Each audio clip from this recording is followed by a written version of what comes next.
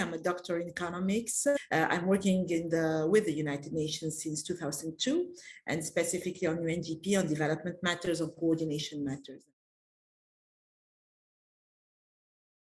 We are trying to improve also our work with the private sector, because before it was difficult to make the SDGs something concrete. So people, they may think that you are working in something not very specific or not very concrete. So what can maybe prevent collaboration is that sometimes what we present as UN it may be a little bit theoretical, whereas it's not, because every day we work with vulnerable populations, whereas it's elderly population, as I said, migrant refugees, vulnerable LGBTQI here in Tunisia and the Arab world. It's very difficult. So it can prevent collaboration is really that we sometimes are not very well understood. So something very important is that very often in our countries, in these kind of countries, we don't have that many disaggregated data about some groups. So for example, if you say that the LGBTQI, we need to know more where they are, who they are, how many they are. So we need to continue, improve our communication skills, and also to improve the knowledge around these populations.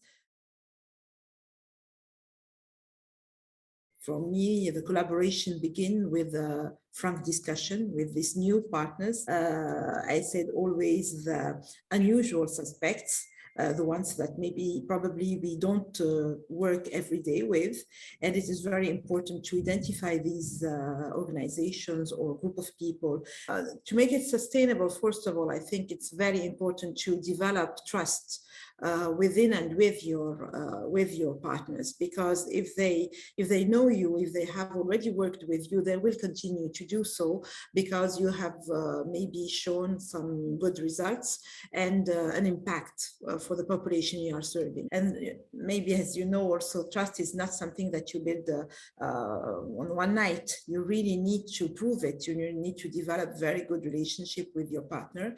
You really need to discuss a lot with them to understand also their needs, what they want also to show impact on, and what is also the impacts you need to push and you want to achieve. So it's very important to develop very good relationship, as I said, trust, but also you need to put in place a whole system of monitoring and then also evaluation, and try also to discuss with your partner what is relevant for them and what is impactful.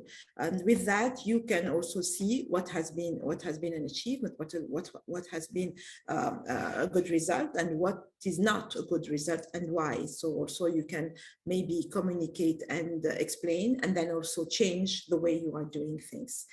So I would say trust. This is the first one for the sustainability, and then monitor, evaluate whenever it is possible, and then communicate the good and also the bad thing, because it exists. Something that I would like really to convey is that we need to be more transparent, more honest with ourselves, with our partners, and be also realistic. Sometimes we dream, but it's not very easy to dream, because as I said, the world is becoming a little bit more and more difficult to do partnership. But I am someone who is really fighting for this. We cannot do things alone.